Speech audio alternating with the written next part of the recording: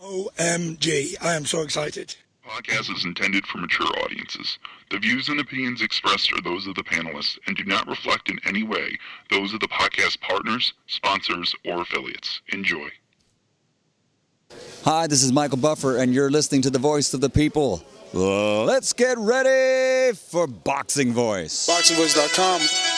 What broke him down? Was it just the body punching? When I was hitting him with body punching, I heard him, actually he was crying in there.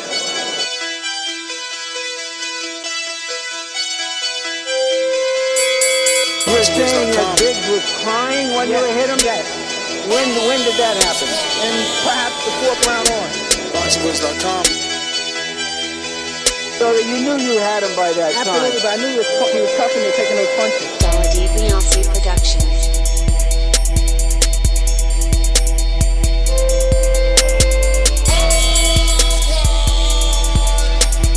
Making women gestures like, Let's go, champ. It's the champ. Shannon the champ. With the fake champ. Vitaly Vitamin Klitschko. BoxingVoice.com. I'm gonna treat him like he's a C-plus fighter. I'm gonna dominate him, I'm a dog this fight. I'm talking about punishment.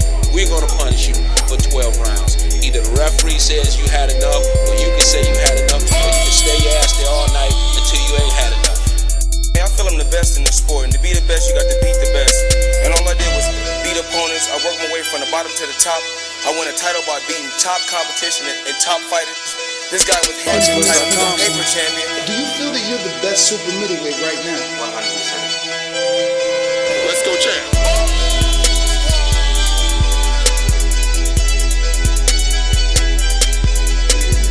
He can bring the pressure. He can box. I'm a true champion. I'm willing to go to his turf in Atlantic City. I'm going to step on him. I'm going to crush him. Y'all can mark my word to this. I'm going to crush him. He's a C-plus fighter. I'm an A-plus fighter. Come Saturday night next week, all the fans tune in because I'm going to dominate. This guy is flat-footed, he swing wild. I'm not worried about who his trainer is because his trainer can't get in there and fight for him. Deontay Productions. BoxingVoice.com.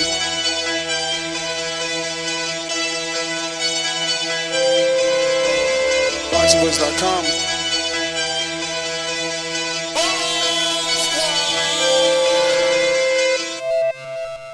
Good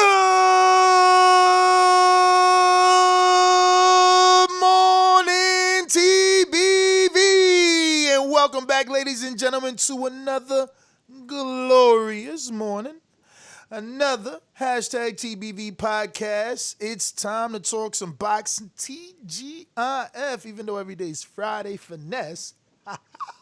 We are back, and we're going to be talking Tyson Fury, taunting, warning Wilder, telling him the clock is ticking and that he won't wait. What does this mean? Every day it seems like Warren or Fury or Eddie are insinuating that Fury could actually move on. And many wondering what's going on with Deontay Wilder and where is he at? So this is what we're going to be talking about this morning. Tyson's Fury's social media posts warning Wilder that he won't wait for long, insinuating as if Wilder isn't ready for the rematch or doesn't want the rematch. So this is what we're here to talk about. So, Mario Munguia, Corpus Christi, Texas. Buenos dias. What's going on? What's going on? It's me, Mario. I'm chilling. We two-handed today until the champ comes on probably. But got to see the weigh-ins a little while ago. Delphine looking good, Katie looking good, everybody looking good. People saying Povetkin was wearing Yeezys, but I thought they were Adidas. I thought they were never mind. Anyway, but everything looks pretty good set for tomorrow. Look forward to seeing the other weigh-ins later. And did get up this morning. I did go for my run. Wasn't a great time at all. More discomfort in my shins and knees than had been in the last few weeks. So I really can't take much time off of running. I thought eventually my body would just get acclimated, but hasn't yet. Anyway, that was my morning. Nesta Gibbs in the house. What up? House music all night long. Say what? House music all night long. Say what? Yo, that's for Sony right there, old school. Yo, I don't know, man. Honestly, I got hands up in the air emoji right now. I don't know. Like, I don't know what this means. Is it Fury just, messing around? Does it really mean that he can go somewhere? I mean, at this point, I don't know, to be honest with you. You got Bob Arum saying they're not doing it this year because of the crowd and stuff like that. So I just don't even know what to believe anymore. I know that there's a contract, and I know that there's a rematch clause, and we know that Wilder's activated it. But I think that this fight's so much up in the air. And, Brian Custard's interview with us yesterday, so organic but telling. It's like even he has been trying to get Wilder, and he was told, no interviews. They want him to stay low key, and I get that. But Dan, can we get a little video of you out in the gym or something? Because we ain't got none of that. So we're like, is he training? Is he recovered? I mean, we need an update, really. And then you got Fury and Warren putting things out like this, trying to pollute the minds of Wilder fans. You know what I mean? And there's no Wilder representative out there. No one is shutting this stuff down, Finkel gives you one or two quotes and literally a sentence, So it's just like, what's really going on? Yeah, look, I agree with you. I think that we can't sit here and assume anything other than Deontay still wants the rematch, because that's the last thing he said, and that makes sense with his personality, with his competitiveness. All that adds up, right? For him not to take the fight or not want the fight for whatever reason, that would be against the grain for him. That said, as the time continues to roll and as the time continues to tick, what happens is you start to get into a different narrative. Right now, it seems like Wilder fans versus Fury fans, and these are the guys that are really building up the fight, and these are the guys that are really going to send it over the top at the pay-per-view numbers, and if a gate can be had and all that stuff. However, a lot of Wilder fans and a lot of Fury fans are also just straight boxing fans. You feel me? I mean, there are a bunch of guys who only watch Wilder or only watch Fury, I'm sure. Just like I only watch the Dallas Cowboys. Rarely do I watch football outside of that. That said, it's getting to be so long, and we're getting to this point where so much time has passed and we haven't heard anything from the Wilder side, that now it's affecting boxing as a whole, because this situation feels like it's such a buildup with heavyweights, from Dillian White to Manuel Charr to AJ to everybody in between. There are so many fights out there, and there's so many guys on the cusp of the horizon, coming up the ranks. You got your Jared Andersons, your FAs, all these fighters. So right now, the longer that Deontay takes to respond, the more credit he gives to the fight just not happening, period, which is unfair. But it's unfair for people to assume that he doesn't want the fight just because he's not saying anything. But that's what people are going to do.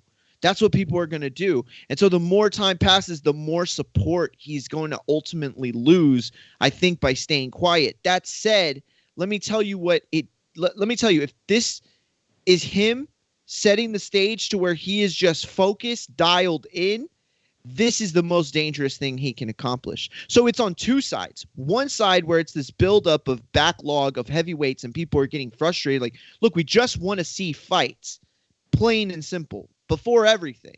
Then it moves into a territory where it's like, well, wait, why isn't he saying anything?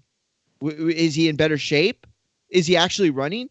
Well, what's he doing? Is he getting stronger? So it's not just a hate, it's a worry.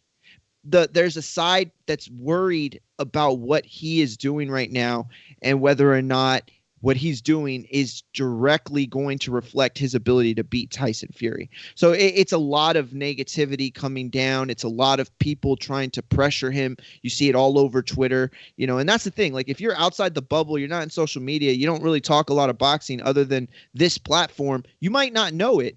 but there's a shift going on. You know, the longer that Deontay has stayed out of the public eye, the more that shift is going to take place in favor of Tyson Fury, and people are going to start calling for him to fight. I mean, and you're talking public perception, but the truth of the matter is, him and his manager have come out verbally and accepted the rematch. So what we do know is that Bob Arum has, seriously indicated that it seems difficult to get this fight done unless they could get it over the hump in December 19th at the Allegiant Stadium, and that's all dependent on capacity. So, I mean, I think we have our answer. I think that Fury's just doing what he's supposed to be doing. He's doing what Wilder. He's doing what Wilder did to AJ. He's taunting him. You know what I mean? But a contract is a contract, and I'm sure Wilder is not gonna not just Wilder, but Heyman Boxing. They're not just gonna let this one. The same way that there was people like myself that thought, maybe the better thing because I just thought that Andy would do it again. So I always thought initially that the better thing for AJ to do was to rebuild. But, his fans were like, no, of course not. You don't just let the belts go. And now it's the same argument, Wilder can't just let the belts go. But I'm with you, though. I hope that the silence means that he's working. You know what I mean? I mean, that would be the element of surprise if you go from a dude that's completely open to a dude that's completely closed, and we only see you on fight week, and then we're, like, surprised by the finish. Isn't result. that what all the good guys do in the movies? Like, listen, I was a huge fan of Jean-Claude Van Damme, the Rocky movies, right, growing up, Bruce Leroy. Didn't they all kind of like have that moment where they were defeated or deflated? Basically Act 2, Act 3. They were in a position where it's like, I'm Jean-Claude Van Damme. Yo, I'm going to the, bushes. I'm going to hit bamboo sticks with my shins. I ain't talking to nobody. I'm out here in the Philippines. I don't know where he was. Remember But Cyborg? that's what they. Yeah, exactly. He got bodied that's the first time around in Cyborg. He had to come back for the rematch. Bro, that's what they do. It's like, that's the ultimate like combat sport movie move. It's like you just go off the grid, right? You Rocky and Rocky 4, you in the snow, right? You lifting logs and shit. You going crazy. This man's doing steroids in a state-of-the-art gym, but you hitting the bricks. You know what I'm saying? So, and listen, you said that would be the more surprising thing.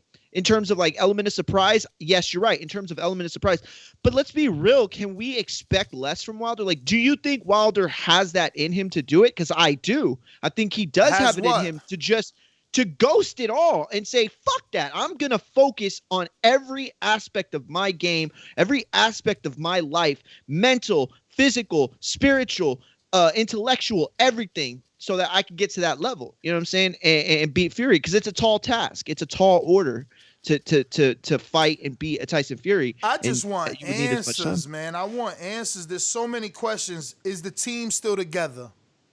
Is there a new trainer? Did you bring in Foreman? Did you fire Breland? Is Jay Diaz still there? Did you decide to start running? What is, like, give us something. I want something, but I guess silence is his best defense because it is driving Wilder fans and Wilder haters mad. Mad. They're going mad. They're big mad out here. They're big mad. They're like, they want something. They need something. They want him to come out. And every time they get a little snippet, they go insane. They got a little video, they went insane. You know what I mean? So, I don't know, man.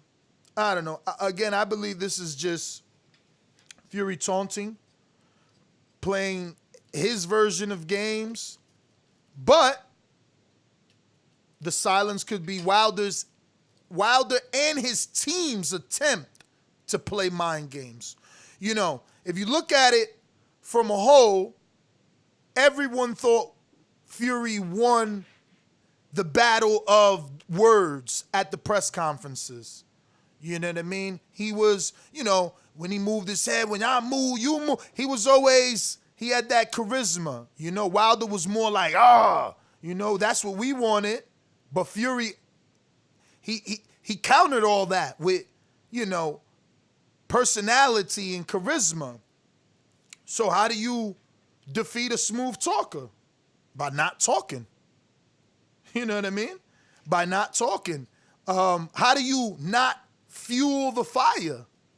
By not doing or giving anything to fuel it. No videos, no workouts, no answers to the questions. But I do want answers. And maybe like Jack, I probably can't handle the truth. But I want it. I really want to know. Is Breland there? Is Jay gone? Is Big George in the building? Did you bring him? Big George, bro. I forgot all about Big George. Exactly. He said, yeah, to Big George. Yo, that feels so long ago, though. Bro, I'm telling you. That feels so, that feels like a lifetime ago.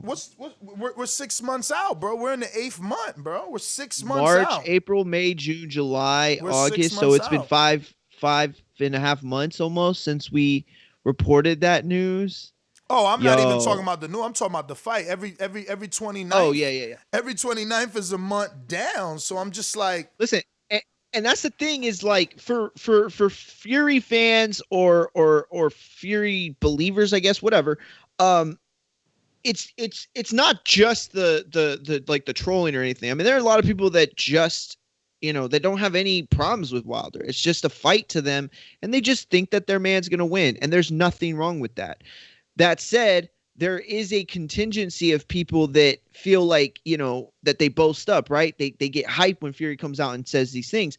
But you absolutely nailed it on the head. At the end of the day, this is what Fury is supposed to be doing. He's supposed to be pushing buttons. This is his role in the promotion. He's playing it. Listen, Fury is a smart guy. He knows that he deserves to get paid for this fight. He doesn't want to take no pay cut to fight this fight. He doesn't want to take no pay cut to fight the third Deontay Wilder fight? Really? Yeah, that's what he's going to do? Like, nah, come on. Listen, could he? And would it be okay? Yes, because he's got that AJ fight, and it would make so much more money that the investment scenario kind of plays out. But in reality, like, everybody knows that neither side wants to just not get paid. Like, none of them are interested in that. So he's going to continue to build, continue to hype, continue to try to taunt something out of Wilder to keep the interest. I feel like it's crazy sometimes. Like, I wasn't alive during the Ali era. I wasn't alive for much of the Leonard era. But I definitely at one point was interested enough in boxing that I went back and watched documentaries, fights. I read articles, I've read books where I understand some of the history, right? And I understand that this is what has transpired from the beginning of time. You have to promote the fight to sell the fight. It's a tried and true method of selling a fight. And so Tyson Fury's, he's well in hand. This is going to be another successful pay-per-view. Both men are going to get handsomely compensated. I think I know who wins at the end of the night, but I wouldn't be shocked at, any outcome. So, the shocking thing already happened. Yeah, man, like I said, I need them answers. Cause it's you just had a lot of stuff to say when other people lost, so going dark ain't really helping much. But that is the news, man. And it's one-sided. We really only have Fury's and Warren's side to report. Yeah, yo, what is a mush? Our UK guys, because I looked it up and it just sounds like. It doesn't sound like a diss. It sounds like. I know I've heard it before. I think I've heard it in. I mean, to me, it does sound like a diss, but then when I read the definitions, they don't. It doesn't come off as, that. So I'm. I know I've heard it before. There's what was the band that Sid Vicious was in? Sex Pistols. I think there's a Sex Pistols song. I know. In gambling, if you a mush, you make everybody lose. I watched. That movie. Yeah. What was that from? I watched that movie. Bronx Tale. Bronx Tell. And Yeah, good you know, callback.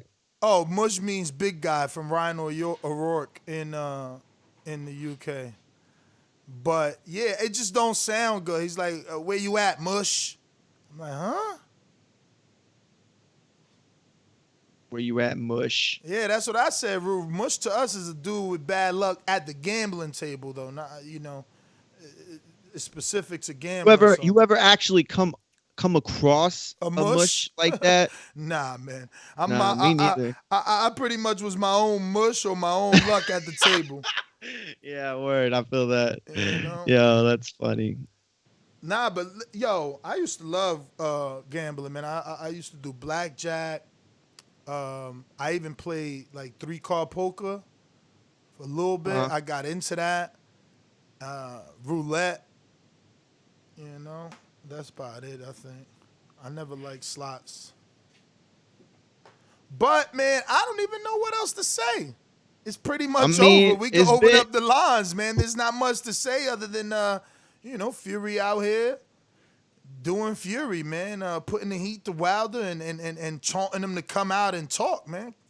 Yeah, word.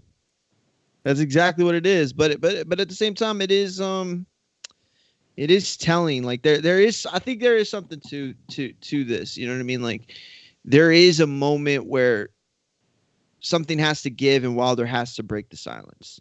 You know, how far are we off from there? It feels like not very far. I feel like, the more and more weight that's being put, the more and more likely we're to see a break in the silence.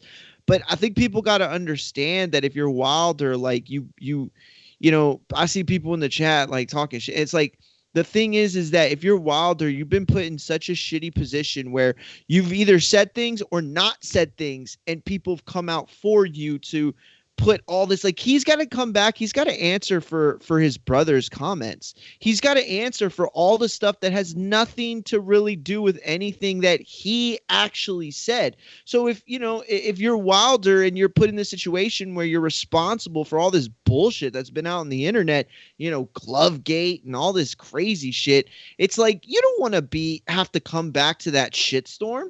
When people are so fucking ugly at the end of the day, that fuck them anyway. You know what I'm saying? Like, I'm sorry. My bad, bro. I'm sorry. Listen, I see it too much. I've been saying for like months, I'm going to get off Twitter, but I don't know. I'm kind of addicted to it, I guess, but I just hate the negativity. Like, I see people and I'm just like, oh, fuck you.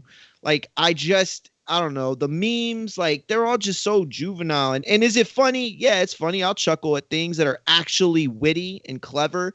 But for the most part, it's just trolls trying to get a rise out of people. You tagging Wilder. Like, what is Wilder going to do? You know what I'm saying? Like, I'll tell you what Wilder would do. He'll Charlie Z your ass because he already did that to one troll. So that's why I don't play with that man. Like, that man, yo. Anyway, I'm not even going to say it. So, let's open up these lines. And actually, we got 5 minutes. Before we get Summerlin, we could kind of mix and match. Is really on you. Because we do got Summerlin, Jessica McCaskill's stablemate.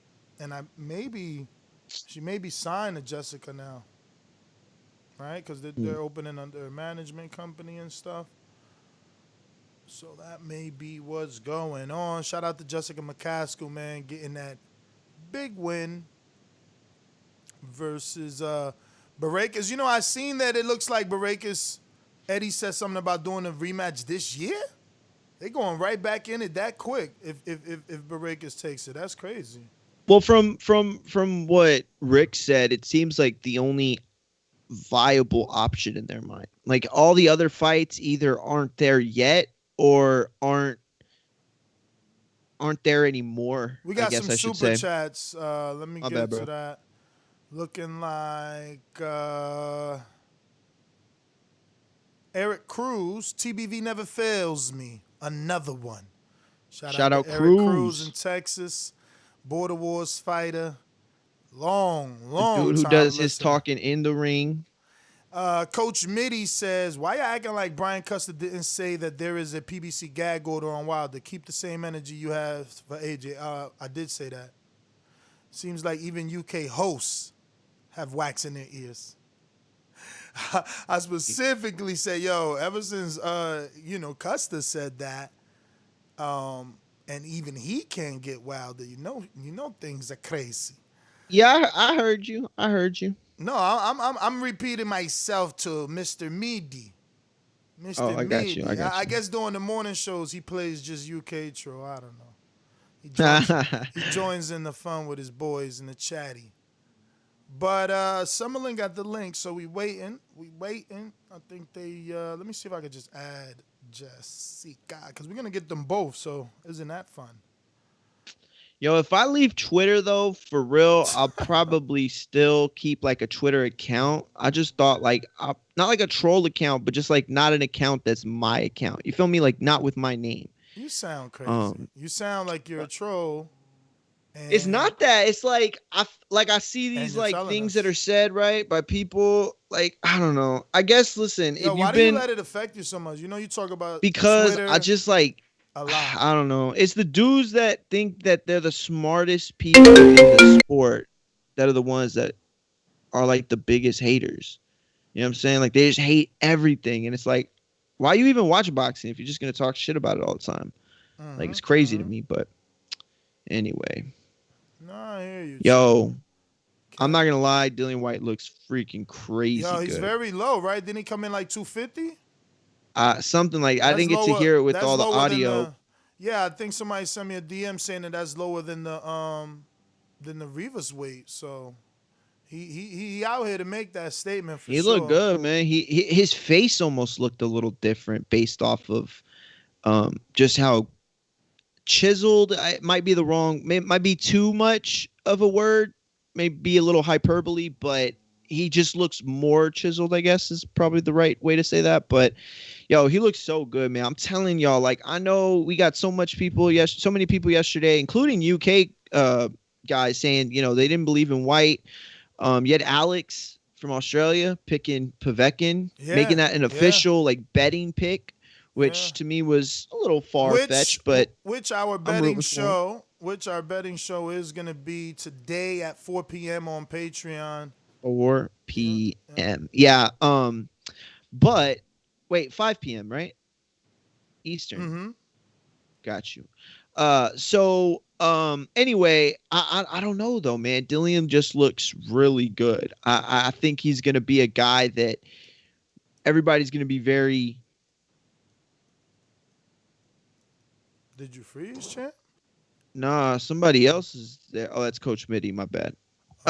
Anyway, yeah, I just feel like he's much better than people think. I feel like he's gonna probably beat and can beat somebody in the top 3. Who's that? I don't know, champ. I don't know. I guess we're gonna have to wait. Oh, you talking about Dillian White beating someone in the top 3? Yeah. I think he'll have a top 3 win if he gets the opportunity by next year, and he will be a top 3 fighter. And I might be a little, overhyped on him, maybe. Or you just Manchester. There's nothing wrong with being Manchester. It's not about. It's I don't know. I just think he's a fun fighter. Like he's kind of a throwback. Yo, Rob said that Winters weighed in at 193. I told y'all he was a cruiserweight. That's why I said like after the Parker fight, I kind of seen that he's just too small. But he's saying he's one of those guys promoters are gonna pick up because he's a Hank Lundy. He could sell the bill, but still their A side gets the win. Hopefully I'm wrong, and he came in extra light to be extra fast, but I don't know. Yo guys, can you hear me? Midi.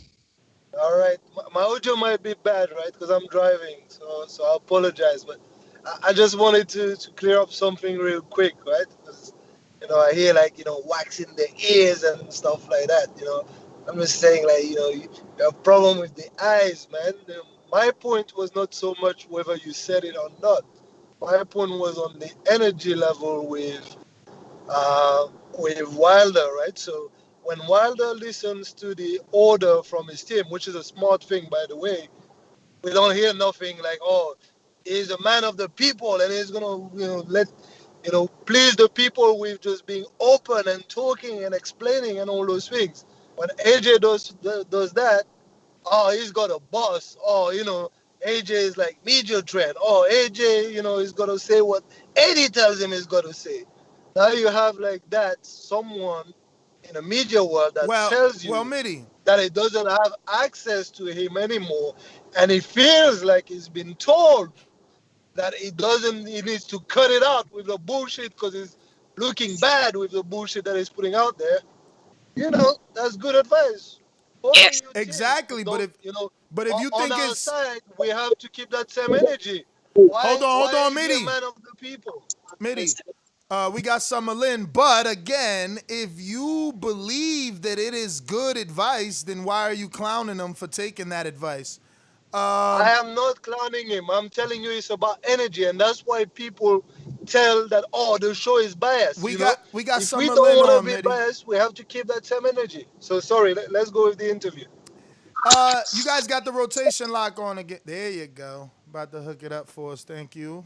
So we're live now with Summerlin and Jessica McCaskill. So Summerlin, I want to thank you obviously for taking out the time to come on the program, talk a little bit of boxing with us, and just basically update us on everything that is Summerlin. Obviously, Rick has talked very highly of you, and we hear that you're obviously a stablemate of Jessica. So we want to get to know you. 2-0, and they're saying the future of the welterweight division. So a lot of high praise. What could you tell us? Good morning. Good morning, guys. Thank you for having me. But yeah, I have been just working at this weight, like behind Jessica. Now that I am turning pro and at this weight, now I have Jessica set a path for me for my future. So what she does dictates what I do. And so she's cleared a path for me and has given me more looks upon me for my career coming up. So, Summer, I'm Madi Mungia, by the way. Thank you for joining us this morning. Hello, Jessica. I just want to get the Summerlin story. I hadn't heard much about you. I'd heard of you before, and then we had Rick on, and he talked so highly of you. And Ness had said, we had talked off camera about, and he had said, oh, man, I've heard of her. A lot of people have said things. Just give me your story, how you got into boxing and how it's taken you to this point. So before I started boxing, I started when I was around 7 years old. I started doing like jiu-jitsu, judo, wrestling, and I did that all the way up until I was like about 12, 13. And when I was turning, like I was 12 and I was about to turn 13, I'm like, hey, Dad, like I want to go try boxing. He's like, okay, like you're at this age where you kind of understand it. You're not gonna like take this like for granted or anything like that. So he took me all over Chicago just to find a gym.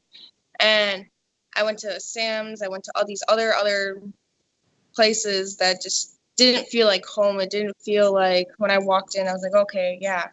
But the last place we looked, and it was a Body Shot up 6 years ago.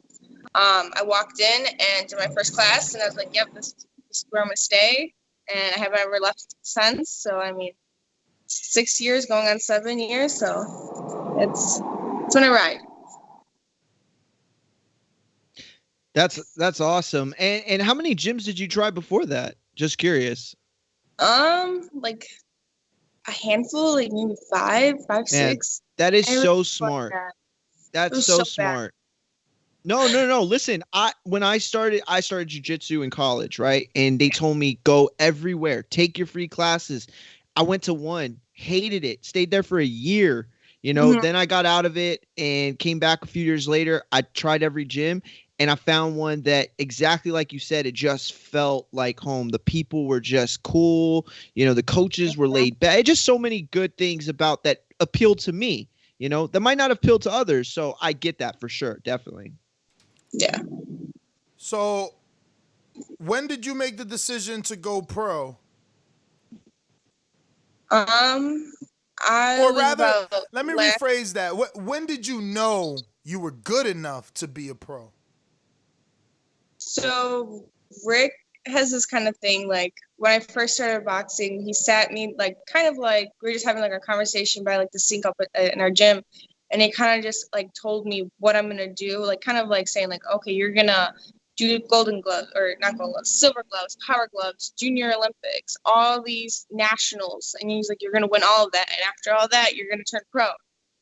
And I just kind of just like, all right, I'm like, I'm going to believe in you and I'm going to give you everything I have. And I have gotten that far and I've gotten to that point. And he puts on our head, like, we're so good.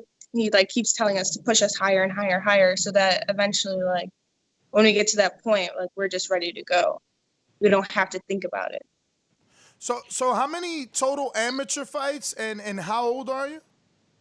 I am 19 and wow. I had 15 amateur fights. Okay, and obviously, I mean, I don't want to assume. So why turn pro so soon with only 15 amateur fights? And I know women's and men's boxing is completely different. Just, want to know from your own mouth. It was just about the timing and how it was. You don't necessarily want to always stay amateur for too long.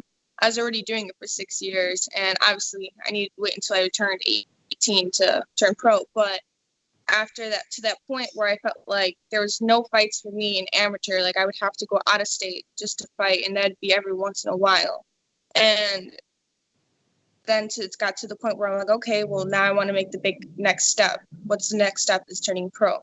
So, and it's at like 15 fights, I feel like I've been around to like and saw many things, but I still didn't eat pro. But I think the next point was just to turn pro.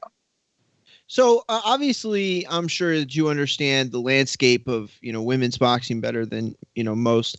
That said, from what I understand about it, is that it is a fast-paced nature in the sense that you don't get the luxury of being, a Canelo who gets, 150 fights before he fights anybody. You don't get to develop in the same type of way. There's usually this kind of like immediate burst into the scene for people that separate themselves, women that can separate themselves. Is that a realization you have? Do you think that, do you feel the pressure to be ready faster, I guess is the best way I could preface that. I don't feel the pressure, I guess. I'm so used to going at such a fast pace with anything. But yeah, I feel like you kind of want to get in that perfect time spot. Like if you go too slow, then you miss it. Then if you go too quick, you miss it. So you kind of just want to ride wherever you were at. Oh, that makes sense. Comfortable for you. And with Summer being 18, this is a very good time opportunity to be able to take it slow. With me, I'm about to be 36 in like a couple weeks, so there was no option to take it slow at all. It's just speed with amateur, get the amateur over with, start the pro, and obviously, we've gotten so far in 11 fights where Summer, she can have a couple of fights and then she can go for some smaller belts and then maybe go for a bigger belt. And so this is going to be a little bit of an opportunity to change up the business structure to work on a slower pace career. If it were a guy, it would kind of be the same thing. But like she said, she's been moving at such a fast pace for so long. If we need to make that big jump towards a big fight somewhere, we're ready to do it. Yo, I love that answer. It would be awesome if Summer, you played a role, big or small, in the change that women's boxing clearly needs in a lot of areas, so I get that. Let me ask Jessica for a second. What describes Summer's style for us? Because obviously, I can ask the fighter, but I think that with your eyes and experience, maybe there's some insight that you can give us. I call Summer the juggernaut. Like this chick. Like sometimes I feel like this broad, because I spar with her, and it started out this girl, she didn't know how to jump rope. She was 12 years old, and I'm thinking she's going to leave. She's not going to come back. And she kept coming back. Coming back. So it's like you couldn't shake her if you wanted to. And the resilience is awesome, but she just keeps coming forward. And it doesn't matter if you put, me in front of her, a guy in front of her, like she has like these weird angles. Like she'll hit your body and it's just like, where did you even come from to hit me there? She's like so powerful, and even if like she doesn't win that exchange, she's gonna keep coming. So that's why I call her the juggernaut. So Jessica, is this a fighter that you're managing with Rick, or is Rick strictly managing? Because I know you guys said the last time on the interview that you were starting a management company together. Is this the first fighter under that company, or this is a Rick fighter? This is a Rick fighter as of right now. I don't want to put any claim on anything, but I am putting in all of my efforts as well, just to make sure that whatever she needs to push her career, that I'm involved. So then when I do get my own fighter, then we're ready to go. Man, that's so smart. So smart. Such a good way to look at that. I love it. Love it.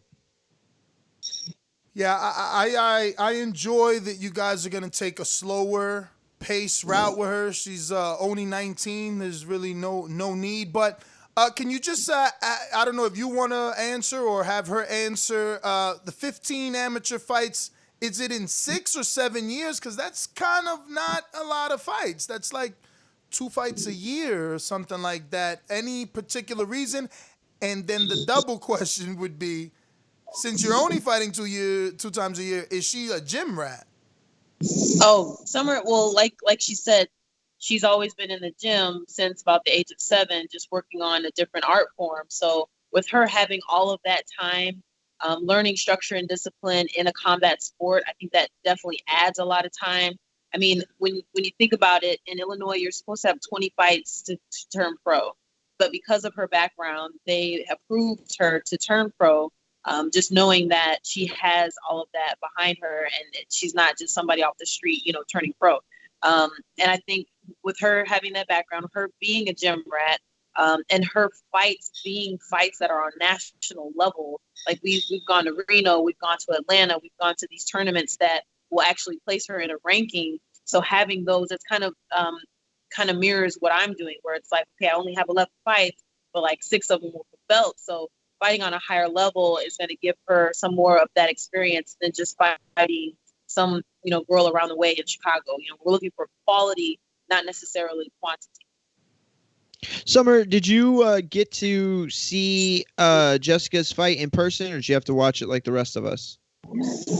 This is the second fight, but I have not got to go there and see it in person. So all the other fights that Jessica's had, I have been there ringside, doing all the behind the scenes. So I was at home, and I was literally sitting on the edge of my seat the whole time. And I was like, oh my God, I literally broke a nail, squeezing my mom's hand so tight. And then when they said and knew, I started bawling my eyes out. I was so happy. It was something like it's like I grew up here and like with her behind like in the shadows, and it's just like I feel like she's not also like my teammate, she's like a sister, so it's just kind of like I just like whatever she does when she wins, it feels like I win because I want her to win so much, That's such an awesome way to look at it. And the reason why I bring that up is because, we've been talking about Andy Ruiz, the heavyweight fighter who beat AJ and then lost in the rematch. And we've been talking about the fact that, he was supposed to be training with Canelo's trainer, right? And we figured that Andy Ruiz could, he would benefit from being able to see a Canelo every day, a guy who's at the top of the top and still works as hard as he does.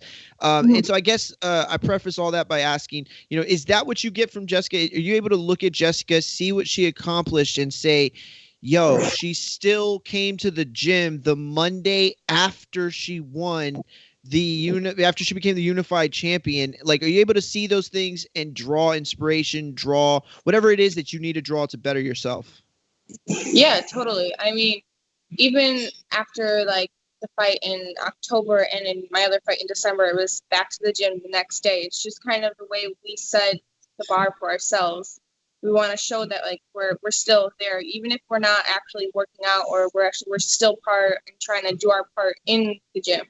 Because there's so many parts of the gym. This is our gym, is like our home. We want to take care of it, and we want to do whatever we can for it. So, but no, she definitely rubs off on me. Definitely rubs off on me. That's what's up. That's what's up. Nessa, did you set a Patreon post? I don't think Nessa's. I think he cut out. I think we're still live though, so it doesn't matter. But we do have questions. I'm pretty sure I saw it. We do have questions from our Patreons. Summer, this is our most intelligent, most loyal listeners. So these aren't going to be like any troll internet questions or nothing like that. And at the same time, if you don't want to answer any of them, you absolutely don't have to. Jessica's been through this a couple times already, so she knows how this works. But oh man, where shoot. You know what? I think there's something wrong with Patreon because it's not loading anything for me. Ness, shoot. What up? Is there no summer post? I don't see it anywhere. No, there isn't. Shoot. Okay. Good. Well, at least I didn't. Because I was thinking it wasn't on the thing, but it just wasn't showing. Yeah. No, I didn't. You didn't have the time. All right. No, good. It's all good. Summer, those are our questions. Unless Ness, you have anything else? No, that's it. Who's in the... All right, Summer, we want to thank you for coming on. It was a pleasure getting to talk to you, getting to know you, and definitely can't wait to watch you fight, in your next fight. Do you have any clue when that's going to be or anything on the horizon that you can tell us about? I'm not really sure what's going to come next. Just I have a couple of promoters that are wanting to sign me, so it's just kind of going back and forth with 3 promoters. So I'm just kind of letting Rick navigate that for the best deal for me. And after that, then something, I guess. Right. Okay. Well, can you give out your social media for anyone who is following you so they can do so? Yes. So Instagram, it's going to be summertime shy _ And then if you want to find me on Facebook, it's just Summerlin. And then I believe on Twitter, I think it's just searching my name. Yeah. All right. Well, we just followed you because I was asking Rick to send it to me, but I guess he's busy. But and I'm gonna screen share it here for the people so that they are watching live. They can follow. Summer, I want to thank you, obviously. And when you have anything, let Rick know and Jessica to get you right back on so that we can let the world know whatever announcements you may have. Yes, definitely, for sure. Well, thank you so much. Once again, there you have it, ladies and gentlemen. Thanks, Summer, Jessica. Rick Ramos, fighter, and Jessica McCaskill, the undisputed champ. Thank you once again for the connection. Mario, did you figure out what weight she was? Oh, 47. I'm sorry. Welterweight. Well, It's not 47, but it is welterweight. Oh, women's is 45? Women's is welterweight for women is shoot. I don't know if I forgot. No, it is welterweight because remember that Rick but said... it's not 147 though. It's like it is like a 145 or something like that. Nah, remember that Rick said, "Oh, she messed up and gave us a catch weight of 145 to Cecilia." Oh, that's right. You're right. But here's the thing though. If you don't know this, I don't even really want to speak on it because I'm not sure about it. But I don't think that women have ever had set weight classes like that. I think they had them in the past. They have them in the amateurs for sure. But I feel like I'm talking out of my ass. I read this article on it like a month ago, and it's supposedly women's boxing has evolved like 2 different times in terms of weight classes. So I don't think that there is a 47 limit like that though. I think it's just like a perceived one, but I don't know. I could be wrong. Somebody in the chat just tell me that I'm talking shit and give me something for real because I don't know if I'm saying that right. Yo, so she's only 18 or 19 and she's 19. She just turned 19 last month. This is full time for her because she's doing personal training too. So this is full time for her. Yeah, I mean, listen, I agree with you. 15 fights isn't a lot in the amateurs per se, but I think that the fact that she's been doing some sort of combat sport, since she was, before the age of 12, she said, right? And having jiu-jitsu under her belt, having wrestling under her belt and all that, it does prepare you for the act of going into a situation where you're going to compete against somebody else in, that kind of manner. But ultimately, I think that you're right. It is not a lot of fights. She needs to develop. And I love what Jessica said about her being able to be a fighter that kind of changes that narrative. I don't think one fighter is going to do it. It's going to, you're going to have to develop several fighters like that and give them the opportunity to really build their name and their stardom, because a lot of, like Katie Taylor is a very different type of fighter. Clarissa is a very different type of fighter in that there was a lot of hype with them before, but most women fighters, and maybe it's because I haven't been watching women's boxing all that long, 5 years pretty much. And but for me, I feel like a lot of them just kind of pop up on the scene unless you're a hardcore and you've come up across the Sensias Estradas. You knew who Marlene Esparza was. You knew who the girl that trains in Vegas. You knew who these people were like after the fact, or like, in terms of being at the pro level. So with Summer being able to come out, get professional fights, develop, not be rushed into a situation where, she's like a Fran Jean Cruz, she didn't have a lot of fights, but to develop.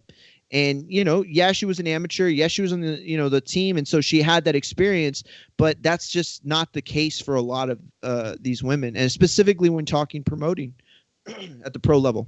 Well, listen, man, let's open up the phone lines. Like we said, this was a quick report letting you know Tyson Fury taunting Wilder, trying to get him to come out and play like the Warriors. And then we had Summerlin on, 19-year-old, 147-pound, two-time national amateur champion turned pro with Rick Ramos, who's developed a homegrown, undisputed two-divisional champ. Shout out to Ramos, man. That's got to be a sense of accomplishment. We're going to go out to these sponsors and then get out to all the phone calls. We got a couple of other shows planned for you immediately after this. So if you haven't already done so, go ahead and subscribe to the YouTube channel. Last time we checked, we were at 115,526. So we need about, 74 more people to take us to that 600 mark. I'm refreshing here. No drum roll. Doomy's missing. Yeah. We lost 2 people, so we're at 115,524. So if you haven't done so already, don't forget to subscribe to the YouTube channel. Helps with the visibility. It's going to help us grow. It's going to help us continue to get these big-name guests multiple times a day, every day. Let's go out to these sponsors. Oh, you know what? Today is real Dillian quick, White Mr. Day. Ardor, thank you. He said there is a limit for 147, just like men. Thank you. I read something different, but I'm believing you because you seem to know a shit ton about amateurs and everything. So I'm riding with what you're saying. Let's go! Let's go! Let's go! I'm ready! These calls are brought to you by El Camino Electrical Services, experts in electric vehicle charging stations. For consultations and turnkey installation, visit us at elcaminoelectricalservices.com. Remember to rate us 5 stars on iTunes. Subscribe to youtube.com/theboxingvoice for the latest and greatest interviews with your favorite fighters. Caesar, Las Vegas, what up? Yo. Good morning. Morning, champ. Damn, you in a good service area, huh? Thank God, man. It's rare out here. Man, hope you guys are having a good morning. Happy Friday, man. Fury's just doing what Fury does, man. It's really what it is. I mean, do we ever expect him not to get on social media and start clowning or trying to sell the fight or whatever? Did you guys see the quote from Shelly Finkel talking about that Wilder might pull out of the fight or some shit like that? Hell no. Where you seen that at? Show me that. I ain't see that. I seen this. All right. I'll try to get the screenshot and I'll shoot it to you. I need a link. Screenshots is photos. Photos could be shopped. You say Shelly Finkel said that? Yeah. But I got a question. I don't know if I misheard you or not, but a while back you guys were saying you had T-shirts for the 15 and up Patreons, or am I tripping? Definitely was a while back. But whenever Doomy's girl takes on, I got boxes, bruh. It's just the task of sending it out is difficult. Look at Dominic. First of all, I sent Dominic 2. He never got them, but those 2 took like a year to get to for me to send, and now he waiting on a third. It's about to take another year. It's not easy to get to the post office. My girl sent Aliano one the other day, and I'm trying to get her to send Dominic's. We going to post office, dog. Like, again, Doomy said he's gonna do that. And I want to do that because that helps us gain Patreons. You know, if you offer a shirt to sign up, it's even better. But it's a full-time job. Then y'all live in different places. So the shipping fee is different for Vegas, like it's different for Texas. And then, bro, it's a headache. It's a full-time job, for real. That shipping is serious. You know what I mean? Then the post office acts whack. They don't even want you to record. Like, I'm in there trying to show y'all I'm about to send all these damn hey, shut your camera off for whatever federal reasons. It's crazy. It's crazy, I'm telling you. But we are trying to do that. Doomy has talked to his girl. She is willing and wants to ship for us. So then I just got, whenever they're ready, I just got to send the merchandise over, which I have a lot of, bro. So then we'll turn it up, and you already know, longtime patrons like yourself will definitely get something. It's been plenty of people that receive things like Eric Cruz and things like that, but I got you, champ. Yo, do me in the chat saying he's been asking you for weeks for the shirt. He's no, lying. I'll just play. I'll just play. He's I'll lying. just play. I'll just Bro, literally, I got 2 boxes with over 100 Patreon only TBV shirts with the 12 round on them in my dining room. I've never even cared to bring them upstairs and put them away. Ever since Enrique made them, they still in the bag inside the box in the dining room. My girl, bruh, if she could hit me with the broom, she'd have been done it to get them shits out of there. They literally been there for over a year. Damn. Yeah. Over a year, bro. Somebody gonna receive some of them shits with some white dog hair from my dog. That's how long they've been there. I'm promising. DBX says he's been waiting for his shirt since the first Fury Wilder fight. Listen, ask Mitty, right? I think when Mitty was the first time, when Mitty first like signed up or whatever, I sent Mitty a shirt.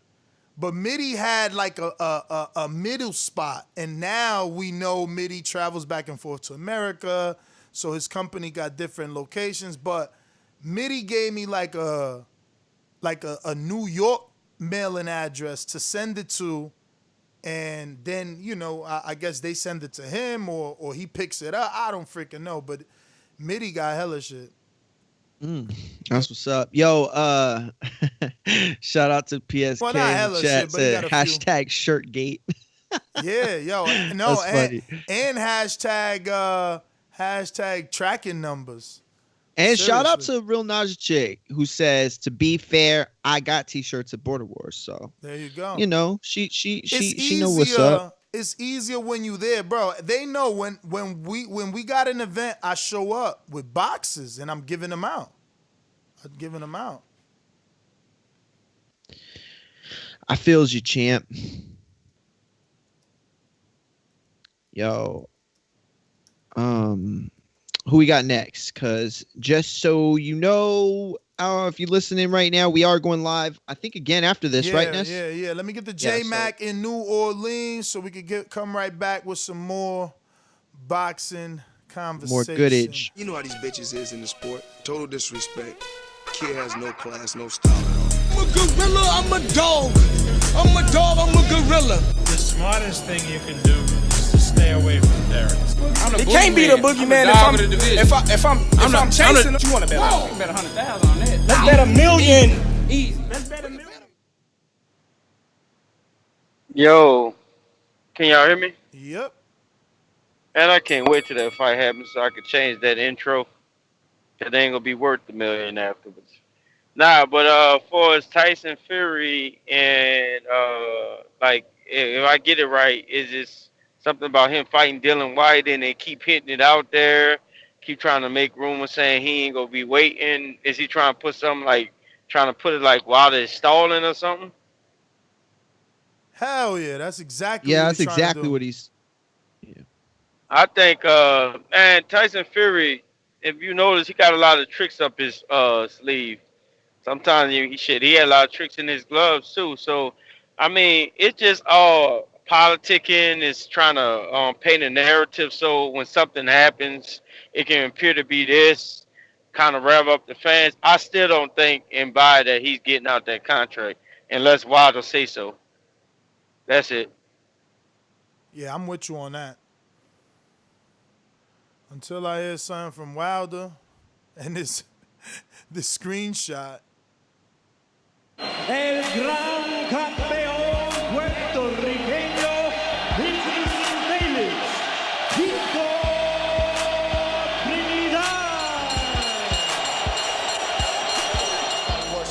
You got any excuses tonight, Roy? Let's not ask questions like that. Let's touch the gloves and go to work. Tonight, Roy. Let's go to work. Yeah, I'm just listening to that. Lewis, what up? Luis Rivera. Gotta unmute. Going once, twice. Majid, talk to us. Orlando. What up? What up, champ? Everybody, Good morning. like the video, get those subscribes up, help them reach the new goal, and join Patreon for something. But I'm still looking at it the same. Like I feel like Tyson Fury is growing impatient because he need that boxing to keep his spirits up and everything. But I feel like at the end of the day, he cleared the fight in USA. Bob Arum got the rights to that fight in the USA that he owned. He don't got the license in UK. So I feel like if anything, that dude probably try to go franchise and leave that main WBC title to like Dillian White and Deontay Wilder to fight it out while he go to bigger fish, maybe AJ. But with that lawsuit with Dillian White, I'm like, that's the only thing that he could do, go franchise or something like that. Other than that, that's Wilder contract, and that's all I got. Yeah, man, the franchise is starting to seem more and more realistic. Not too long ago in the WBC convention, virtually, Lance Pugmire brought it up to Mauricio Suleiman, and I'm paraphrasing, and he says something like, if Wilder were to lose to Fury, would you consider making Fury franchise champion so that he could move on to fight AJ and not have to worry about White? And he was like, oh, let's not speculate. Let's let the heavyweight division shine. Wilder, Fury, White, those are great fighters. Let's let that work itself out. But then he ended it with everything could be negotiated and anyone could take step aside money. So look, we all know that it's always gonna take money. You know what I mean? If the right money comes along, we've done shows where hardcore Wilder fans will say, "Oh, give that man $20 million to step aside. Then give him $20 million, give him $10 million." So again, if he gets what all the hardcore Wilder fans are suggesting he get, if he gets what his manager asks for to step aside, I'm sure that he would step aside because that's why the manager asks for whatever amount. If he doesn't want to step aside, then he will not. But money is how you get something like that accomplished if it can. Because sometimes, money doesn't change it. Sometimes, the ego, the pride are bigger than the prize. My Jimbe, what up? Buenos dias. Good morning. Good morning. Morning. Yeah, that Jessica McCaskill pick that I got wrong, man, is still killing me. I should have picked her. But she seems like a really nice person. I like that they're gonna take this, prospect slow because it seems like it's always in the women's division. They seem to take things a little too quickly for some of these girls. But yeah, the Wilder, man, I'm like you. I want to hear something. I want to hear him say something, rebuttal. Just come back with something. It doesn't have to be much, but yeah, man, I'm starting to wonder a little bit. If all the rumors of him changing camps and everything is true. But yeah, man. Yo, Ness, if Shannon comes on today, can you ask him what was his opinion on Andy taking Reynoso instead of Teddy Atlas since he has a relation? Well, since he had a relationship with Teddy. We actually talked to him about that a couple weeks ago. I don't remember what he said verbatim, but essentially what he said is just like some trainers will work for some and some will work for others. Some people need that corporal, that's not the word. What is it? Drill sergeant. Some people, I was gonna say corporal sergeant. Some people need that drill sergeant, and then some people don't respond to that. Some people need like kind of like a father figure type. But that's essentially what he said. Shout out to Rick Ramos Boxing. Rick Ramos, who, as we mentioned earlier, was the manager of our guest, Summerlin. Very bright women's, a very bright welterweight in the women's division. Also Jessica McCaskill. But shout out to him. He just sent a super chat. No message, just $25 super chat, just to show love. And listen, that's a really great team. Like, you listen to Rick talk and you listen to Jessica talk. Shout out to Rick. And you listen to him talk, they understand the sport so well, like on different levels. Oh shit, he's cartooned. Yeah, I can see that. Yeah, I know. That's dope, right? That's fly. I like it. He said, I hope I'm wrong about Spence, but I don't know. We'll see, Rick. That was some boldness. I'm sure you made an enemy. That had Twitter talking. I'm sure you made an enemy with Derek and Earl. Earl, you're probably Earl's motivation. He got your face on the bag right now. Well, I could tell you, I'm like 90% sure Earl heard, because I've said it before on air. I do have a in with Earl, a friend of his, that we're pretty good friends, and I know he heard it. He messaged me about it, and we chopped it up a little bit. But he had heard Rick say that a long time ago. So, anyway, that's the 10% that I'm not sure, because I don't know if he'd bother. Earl probably already heard it. He was like, didn't want to say it again. But anyway, shout out to Rick and Javier Caputillo, man, trainers that understand we out here grinding and respect what it is that we do. Give us access to their fighters, inside tips, and then even go the extra mile and drop a little super chat for some lunch. Yo, yesterday was amazing, man. I'm still blown away. I wish I had another gym to go to. I swear, it was crazy. You think they'll let me? You think they'll let it? Oh, but the Charlo fight will be way over by then. Yeah. But I could just go to y'all's gym though, like check it out though, right? Of course, and you'll be here for the Gervonta build up. Yeah, I'll be here for the week of the fight. And that'll be fun. We'll have like a little mini appreciation day at we will, thing. man. We will. I'm gonna have to talk to Stainless. I'm gonna tell Stainless to fly in. I'm gonna invite some select people to the crib. Yeah, might as well. You already in town. That's why I said I told my Jimbe yesterday. Especially people that's close. You know what I mean? If you're close, it's not gonna be a dent in your wallet during COVID. Might as well come through and smoke a little L. We got Justin in Jersey. What's up? This is young Justin. Where were you at? Oh, this is not young Justin. This is another Justin. Oh, hear me? Oh, it is young. Is it young Justin? Yep. Yeah, the one that's been watching for a little while. Your voice changed already, champ. Yeah, I haven't called in about a year. I'm not going to lie, I lost a little bit of interest in boxing. Some of the fights I wanted weren't being made, but, I've been watching the UFC, interviewing some guys over there, but, yeah, I love boxing, so I got my interest back in it. I always had in it, but, Deontay Wilder versus Tyson Fury should be made, by the end of the year.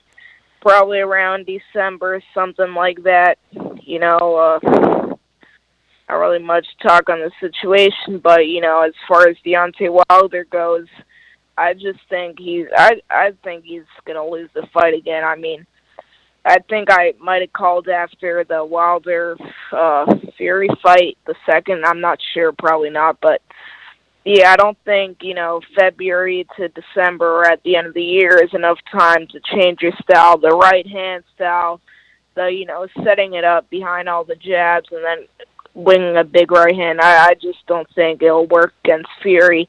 Fury with the feints, always staying, pressuring Wilder. I think, it'll just be a replica of the second fight. Well said. Well, all right, Justin, man, thank you for Yo, calling real quick, in. I gotta comment on Justin's call. I got to. Boxing. Are you listening, Boxing? Are you listening?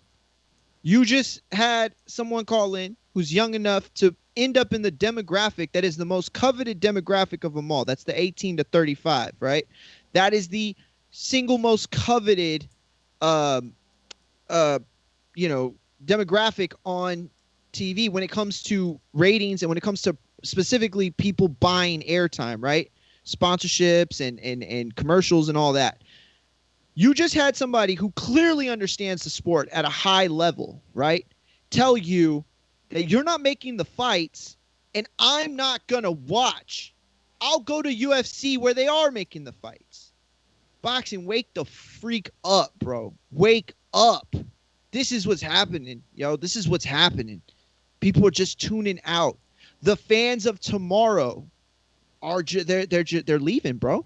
It's becoming an older sport, and it's always been an older sport, and because listen, when I was a kid and I was watching, I had a lot of friends to talk boxing with. I've been debating this stuff. I've been calling De La Hoya the best in the world ever. I've been arguing the Trinidad fight. I've been arguing Mike Tyson wasn't the best ever. Like, we've been having these debates when I was in middle school and high school, but it's like, yo, they don't have anything to debate. Like, the fights, I don't know. I heard Justin's call. It's like, it sucks, but absolutely 100% understand where he's coming from. And I guarantee you that what he said is happening more often than not. Boxing, man, wake the freak up, bro. Wake up. You're losing these guys. You're losing them all. Word. We got CYP. What it is that Mario wants boxing to be controlled by one white dude like UFC, so they can complain and cry about how much money they don't get because they're controlled. Not happening. Boxers are independent contractors; they make more money, so boxers don't give a shit what you're talking about. I speak for the athlete, not the fan, because that's my realm, not fan. Secondly, when it comes to Tyson Fury, y'all got to understand this man ain't never fought two top-level fighters back to back. He has never done it. He is afraid to do it. That's why he keeps twiddling his fingers, trying to get up out of it. You're not getting a tune up, my guy. You got to go back to back like Wilder was doing with Luis Ortiz and yourself 2 different times. You got to go through that gauntlet, buddy. Then you got to, if you win, you got to go fight White. He don't want that kind of schedule. Last but not least, doesn't it feel crazy for the people who hate Wilder, talk about Wilder, begging to see his face, begging to hear him talk? Y'all some losers. It tells you that y'all really just Wilder fans. And stop pretending like y'all hate him. Because y'all hated somebody, you damn sure don't care if they talk. Y'all need to grow up. A-side tactics. A-side tactics. You sign my contract, that means you move, I move. Just like that. CYP out.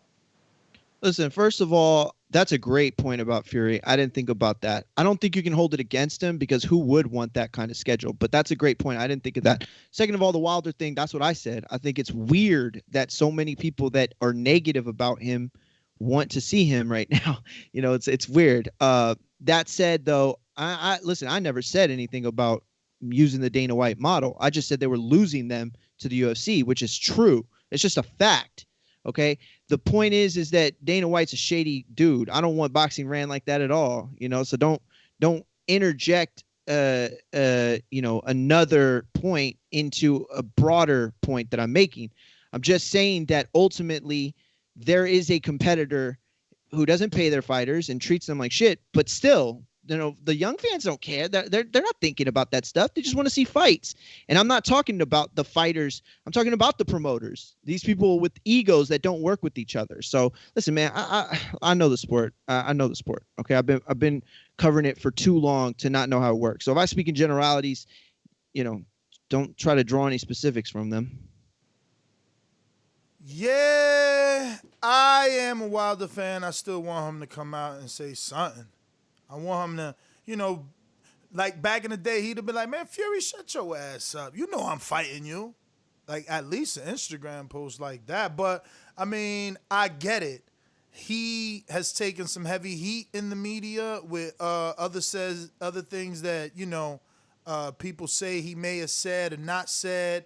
So, I get. But you understand that the hate, like what I think CYP's point is that the hate drowns out the love. Like I think there are probably more messages that you come across where people are like, man, this man just ducking, oh, this man's gone missing, like all this BS, right? Mm-hmm. Then you see people like, I genuinely want to hear how Wilder's doing. Like, oh man, how's the fam?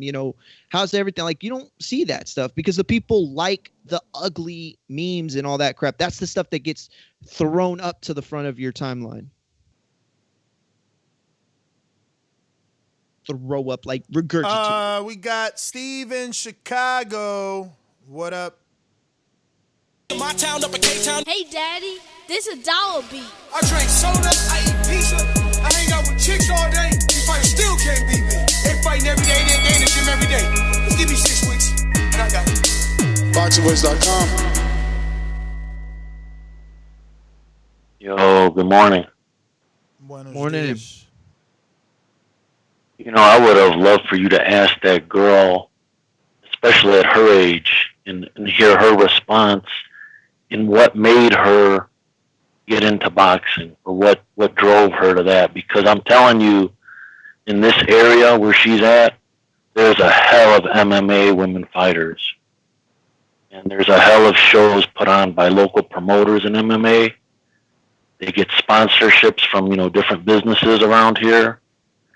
So I'd be curious to hear what drove her down this path. But, hey man, but really I got another question here. I want to talk about that Pick'em League again. It's funny to me. You need Mitty for that, bro. Mitty and Joe. I honestly, Hold up. No, hold on. You guys put a post up with the rules after the week. Why does it make sense? I put the post up after the week because someone asked for the rules. So I said, Mitty, send me the rules. Exactly. That was the point I was trying to make last night. This thing, that should have been a trial run, and the thing should start now because now we know what's going on. A lot of us didn't know. It's not just me. I've seen a few people ask questions. But that was lack of paying attention, Steve, because remember, we did do a trial. Listen, brother, listen. We did a trial week. Remember? Mm-hmm. We did a trial week, and I lost. I was 6th place. I had 6 wins out of 10. Doomy had 9 out of 10. And nobody got 10 for 10 because one of the fights didn't happen. That was the Delorme week. Like, we did a trial week, brother. During the Delorme week. You didn't notice? That's like a week worth of shows. It's not our fault. We did a trial week. And then, remember, I even said to Mitty, like, yo, why you ain't tell me this was for the Pick'em League? And I got 6 now. He's like, nah, we starting this week. And I was like, oh, great. And then we all knew Jonah Carr was the first fight. Like, you didn't know Jonah Carr was the first fight? No, I did. I did know that. But what I was trying to tell you was that I didn't know that you had to pick every single one. Even you made a comment last week that it should have been main and co-main. So come on, man. I'm speaking seriously now. You even said they put too many damn low-level fights on there. You said it. Yeah, but Steve, again, I am like you, a participant that doesn't 100% like it. I'm not involved. Joe and Mitty did it, so yeah, there's fights that I don't like. But boxing is global. We can't just do PBC and Top Rank. It's global. I never said that. I said main and co-main. I never said that. I picked. Yeah, but this is a hardcore show, dude. To do main and co-main, we're disrespecting how many dudes on the undercard that are good. Ajagba's probably never I think been we're a too good co-main. for that. I know that sounds cocky, but I think we're too good for Come that. on, I think we're too Steve. good. You want to do 2 fights per card, bro? You said it yourself that there was too many. You said it. Even you said it. And now you're Yo, but listen, but you're going in and out for 1, and 2, gotta let you go. That was hella time. 3, just because I said it don't make it law. Like, just because I'm uncomfortable with unnamed fighters doesn't mean the rules should change. It's a hardcore. It's a hardcore But they boxing did cut it show. though. Yes, they did cut it. They did. They did cut the fights from that first week. They cut. There was way more that we had to pick from, and they cut them. They But cut listen, a bunch my of point them. is this: if we had only main and co-main, we wouldn't know about Chris Congo. So what if he becomes a gem? If we only had main and co-main, that means Edgar Berlanga could never make it. Like, it don't make sense, bro. Ajagba never co-mained yet. He never been a main. Like, you know how many fights you leaving out because you want to do? That's too easy, bro. That's like that's a fantasy casual league. You know, we doing pro and Ami. What up? Andre Dakota. But I'm asking Rick your question. Andre Dakota with the super chat says, I am always at the post office and UPS sending out my eBay and Amazon merch. I'm free for the rest of August before school opens. What kind of help you need?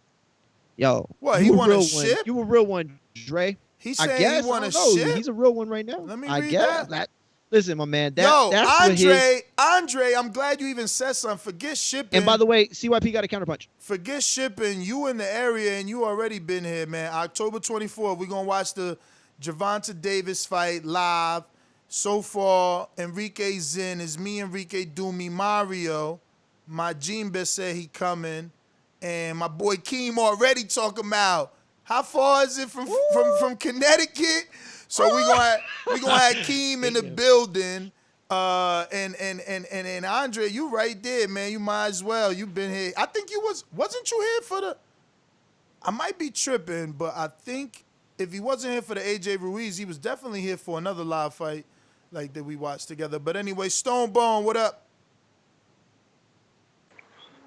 What up? Chilling. Hey, listen, Wilder don't need to. Forgot about CYP. Apologies, CYP. We'll go right back to you after him. I'm sorry. You want to go to him? Come back. All good. Thank you, brother. Go ahead, CYP. Apologies, man. No issue. My issue is with Big Nick, Little Nick. Listen, man. I'm sick of you talking. You say I don't debate. I'm corny. I'm not intelligent. I make no sense. I'm like a teenager. Cool. There's only one dude on here who's a triple rank. There's only one dude on here who's nominated for Caller of the Year back to back. There's only one dude who gets people to actually pay their hard-earned money to hear him continually talk those teenage debates. You were in the back call arguing with people.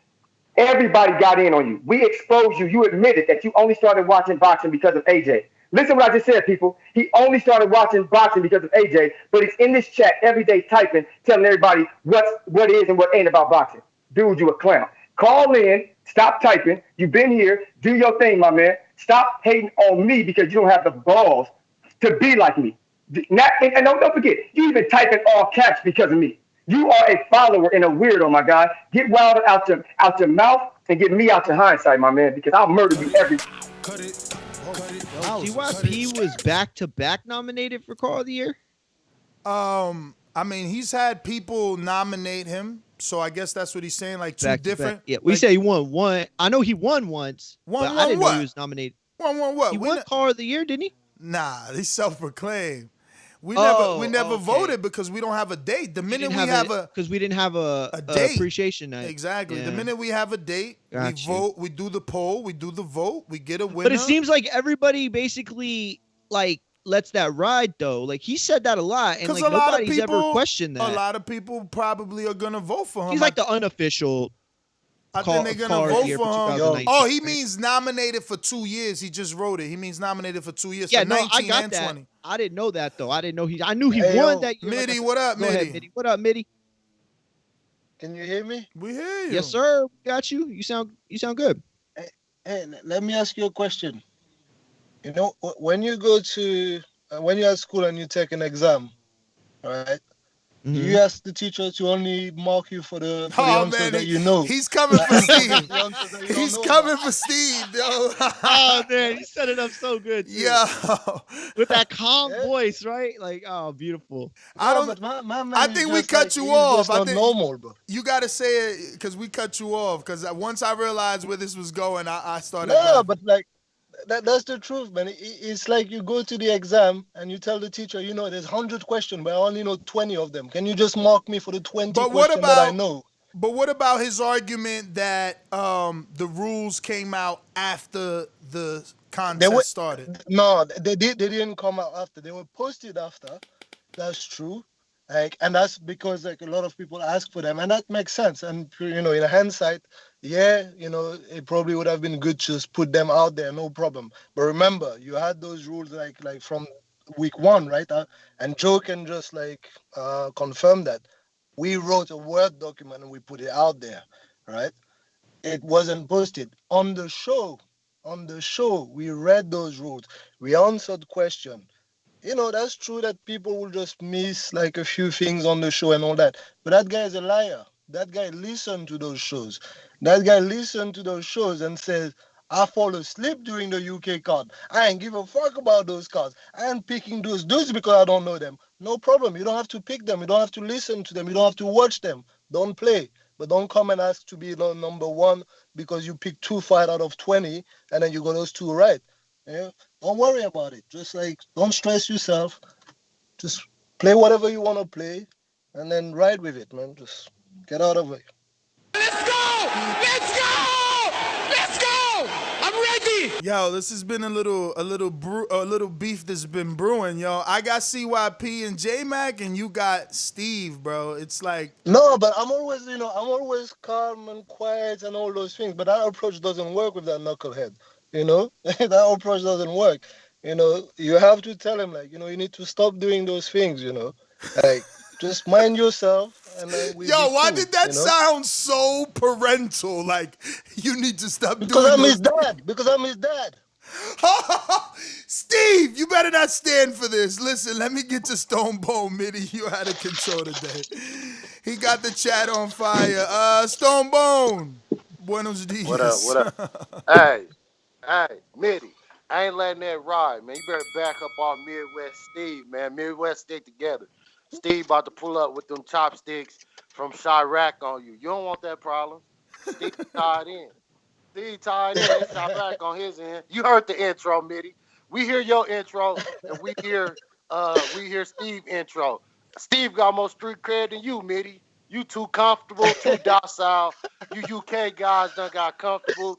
You, Little Nicky, and all you guys need to take a seat. Israel, Izzy, Eddie, whatever them dudes' name is, have a seat.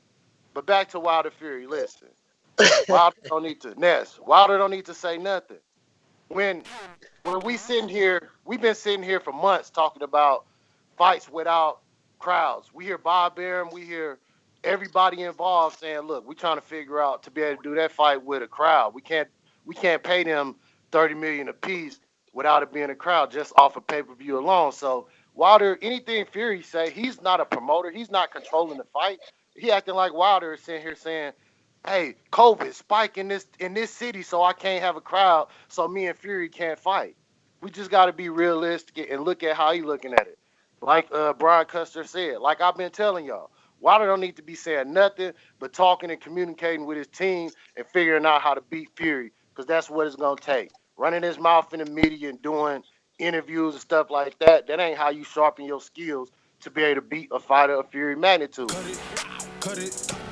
I hear you, but I do want an interview, man. I ain't gonna front. I do. Oh, I would love it. I mean, I don't know if I'd be a part of it, but yes. Oh, that's all I was gonna go to. Go ahead. Steve, you've been given a few boomerangs here, champ. They want your rebuttal. Your public has spoken, and it looks like Majimbe has given you one, and so has Big Super Mex in Plainview, Texas. So you want them both back to back, or you gonna break them down? No, we'll break them up. But I'm gonna tell you something. He's calling me a knucklehead. Who's the knuckle? He just admitted that he made a mistake by putting out the rules after the fact. So who's the knucklehead? He just admitted that. And all I'm saying is I wasn't the only one. Sony called last night, and other people posted on the thing that nobody understood what was going on. So is it fair now to start off the week? Hey, man, it's 1 week. Redo it. We got a ton of fights to go. What is the issue? What would be the issue in redoing it? It's not. I'm not talking about the pro league. If this was the paid league, me and him would be having a different conversation. Okay, so this ain't the paid league, so he ain't got a trip on that. So what we're talking about is for the other non-paid league, is we just reset it. What would be so big about that? You tell me. All right, that's one. Oh, Listen, I tell you, like who, like Ness, and please tell him, right, Ness, and I hope you can answer that. Like, who post on Patreon? Ness, didn't you have that Word document like from the very beginning of this? From the very beginning of the I league. had the Word document whenever the email says, I'm not trying to confirm with you. I'm just simply saying that I didn't know when you sent it, right? I text Mitty and said, Mitty, someone wants the rules. And he said, bro, listen, Mitty, relax. So that's like that's the 2 weeks ago. Like, Mario's smiling because Mario can tell you. Mario saw that Word document. Do me saw that Word document. I dropped that in the sky. But wait, let me talk. Let me talk. Are we talking about two different things? Because maybe that's what I'm saying. Remember, no, they're not two different things. Remember, like 2 days ago. He sent it. Hear me out. Just hear me out, because I'm not. Okay, I'm sorry. Go ahead. I'm not trying not to defend you. I'm just giving you my information the way that I got it. I don't remember a Word doc. All I know is a Patreon hit me and said, "Yo, are there any rules for the league?" And I turned to my phone and text Mitty, are there any rules? And Mitty told me, bro, I've been sent you that. I said, can you resend? He resent. I posted, and that's it. Mitty, let me get. That story makes sense 100%, and it might have happened like that. Mitty, the key is like, yeah, go for it. Listen, Mitty, the only reason I want to interrupt you is because I want it to be very clear. If anybody takes an L here, it's me. This L belongs to me. I've been doing fantasy and pick'ems for football, baseball, basketball, MMA, boxing for, I would say, probably, I don't know, since I was like 22. I'm 33. So, but almost like about a decade now. I knew better than to start this game without the rules being posted. Nobody else watches any other sports in that configuration except probably Joe, but I don't know if he's done fantasy or anything. If anybody takes an L here, it's me. I should take the L because I was just as excited as y'all, and I knew better. Mario, there are no peacemaking to do. Don't worry about it. No. I'm just being real. Yeah, but you don't have to take L's for anyone.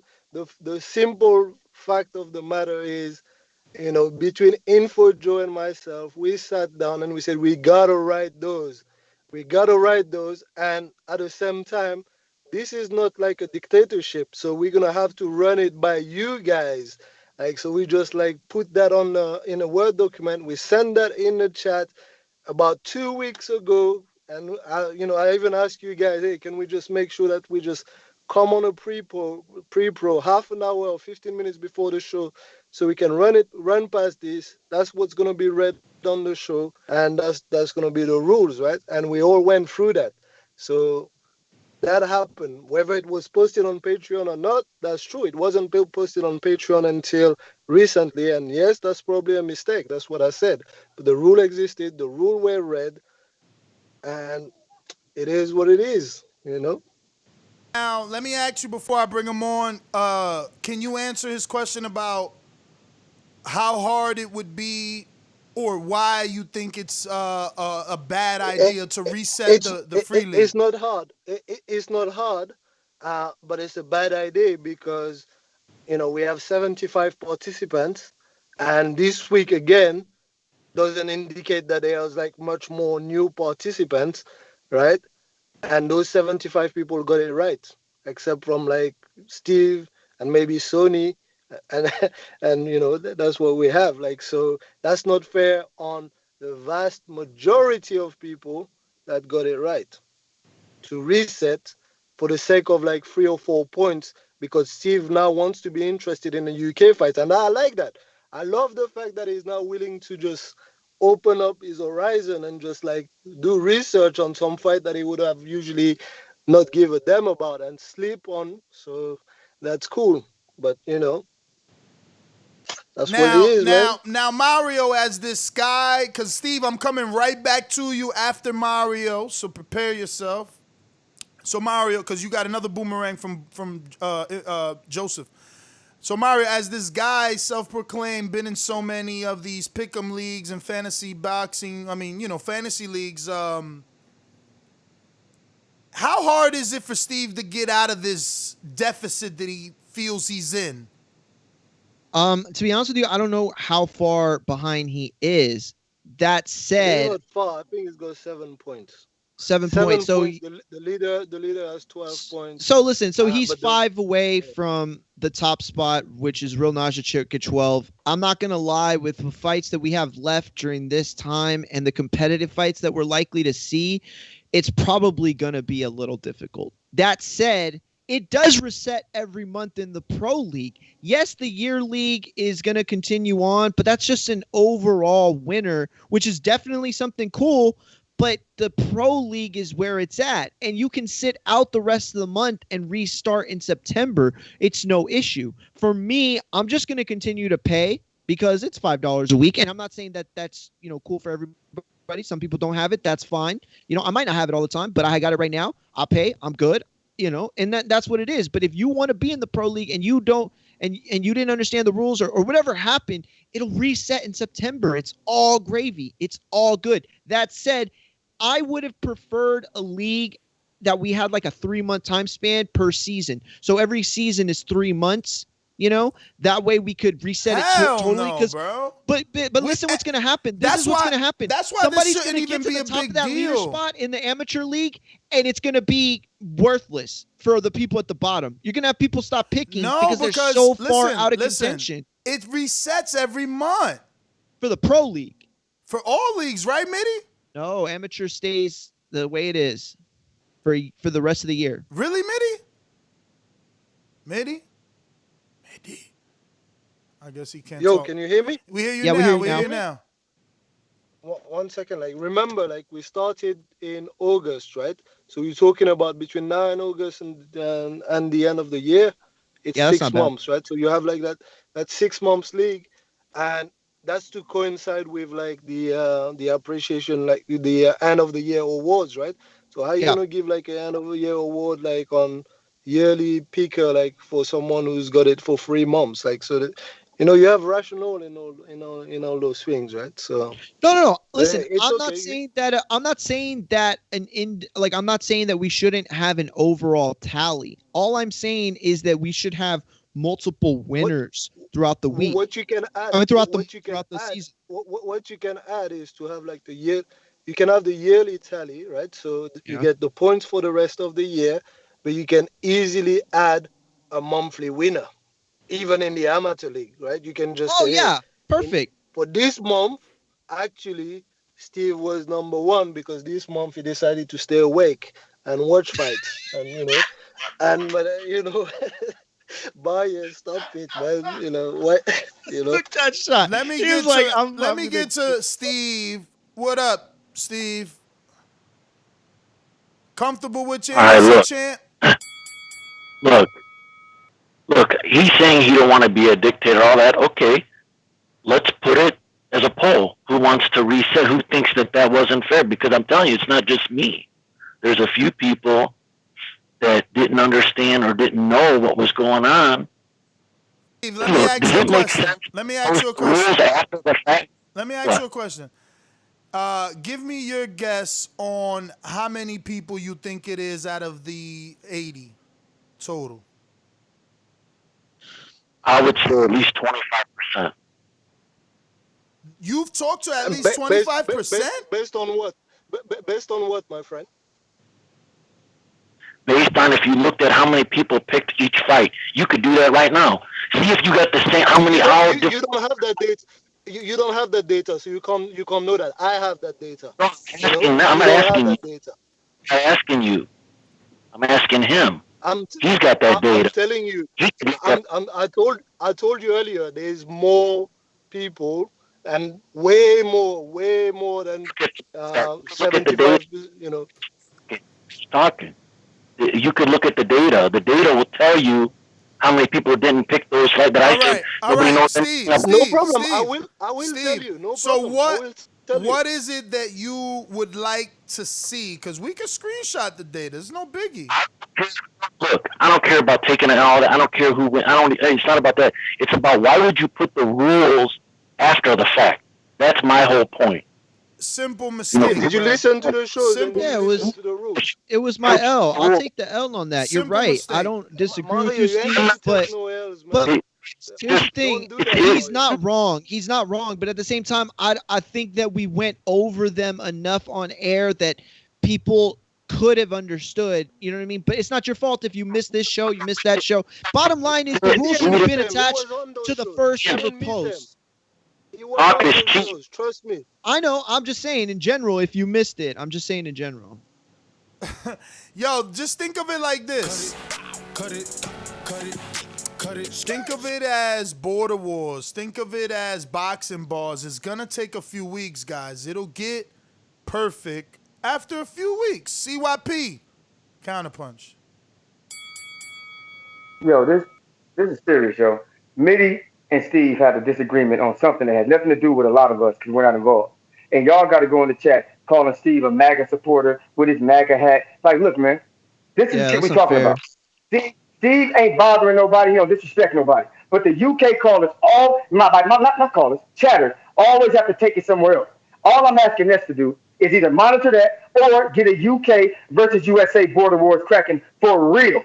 Big Nick, Lil Nicky, you gotta come. Carlitos, you gotta come. Jeff Gorley, you gotta come. Y'all run your mouths too much. If y'all really want problems with us, we'll give them to you. We've been beating you up for 100 years. We'll beat you up again. If you don't want to talk boxing, cool. But don't say nothing on that chat that you won't say in person. Neither one of you will say none of that to me in person. Everybody here knows one thing for sure: that in person, I'll throw them hands.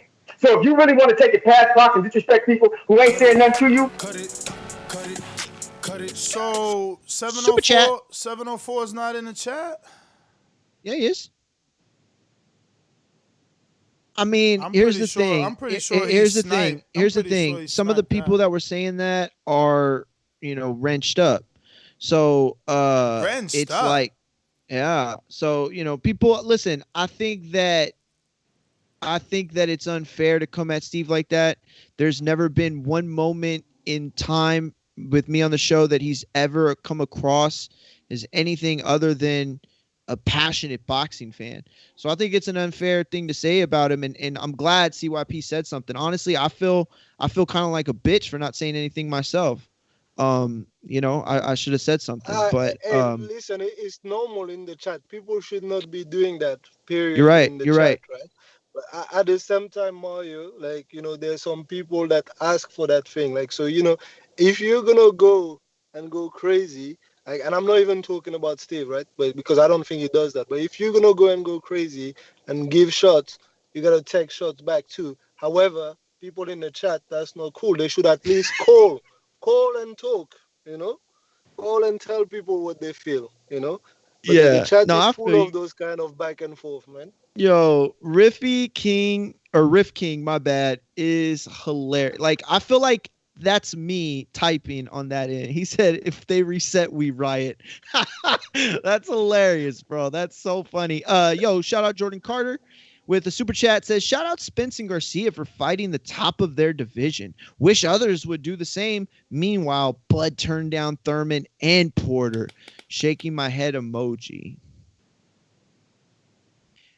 So Steve, I got don't your know if answer. I- I got your question answered. You see how much I do small things like this for each of y'all. So Rick says Chicago has a busy MMA scene. There is a lot of MMA gyms here, and there seems to be a lot of local shows. Summer picked boxing because at the time her MMA coach didn't give her a lot of attention. I gave her a ton of attention. Her father liked that. Her father liked that and liked that I had a plan for her. So shout out to Rick, man. He's out here moving like a true G and a dude that can definitely be a good manager. Bro, let me Yo, check for my people phone. love the MIDI Steve. Yeah, I beef. see that. I'm not gonna lie, I love it too. It's great, and I don't want people to, because here's the thing. I know MIDI well enough to know that he would never take anything, like he's a good dude. I think I know Steve not well, Yo, but well enough to know that let me he's got speak. thick skin. So y'all are both. It's cool. It's funny. Let me speak. I have nothing personal like that against him, right? I'm I don't telling think you you, do. I have nothing personal like that. But the problem is that I never understood where, the shots were coming from because, listen, I you can go back. Like he's the one that always initiated those stuff and always thinking that I have like a UK versus US agenda. I think that's where it comes from. Maybe he can come and tell me if it's true or not. But I felt that this was what it was, right? But not knowing that I don't actually give a damn. Like if my favorite fighter is in a fight and he happens to be from the US against a UK dude, and I'm gonna talk about Crawford, for example, like, you know, if you put Crawford right now against anyone, I will pick Crawford. There's not like UK versus US or anything, right? And but I always felt that he thought that there's a problem with like bringing that UK perspective. But hey, man, I don't know, man. Like but I ain't got nothing personal against him. I'll never go and say, oh, let's fight, let's do this and do that. I'm not crazy like that just to fight with random people I've never seen, met, and I have no animosity against him, man. I'm just trying to put it straight, right, and say, hey, if you're gonna come at people, expect people to come back at you. All right, that looks Yeah, like cool. it's time to go to J Mac. Boomerang. Yo, can y'all hear me? Yes, sir. Let me be as fast as possible. All right, Steve, I respect you as OG. I ain't gonna lie. It felt a little different, fun to hear somebody else go back and forth. So I was like, when Minnie dropped off, I thought you had him whacked or something like that. Because we know you got the mob ties, but I'm just joking around with it. I do agree with CYP. Some of the dudes do say something a little too slick in the chat, and it should be tapped. So the folk been trying to give him a little leeway because he get blamed for everything. So 704 might need to get back on and being tight on it. But also when they cry to you, Ness, you got to understand why 704 be on their ass so much.